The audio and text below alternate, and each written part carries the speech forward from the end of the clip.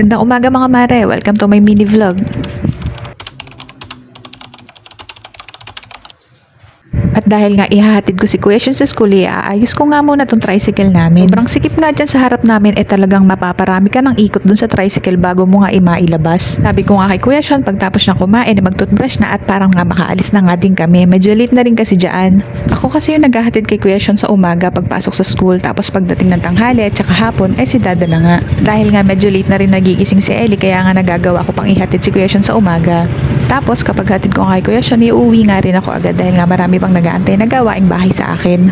Kapag tapos ko nga maihatid si Kuya Shun, umuwi na nga rin ako. Tapos hindi nga ako agad pumasok sa taas para nga makapagwalis-walis nga muna ako dito sa labas namin. Bago nga makaalis si Dada dyan, inililinis ko na nga lahat ng mga gagawin ko bago nga siya makaalis. Kapag natapos ko na lahat ng gagawin ko, saka ko nga aasikasuhin si Ellie. Oh, siya, next time na nga lang ulit tayo magkwentuhan. Pabisita naman sa YouTube channel ko, ganun na nga rin sa TikTok. Yun lang, salamat!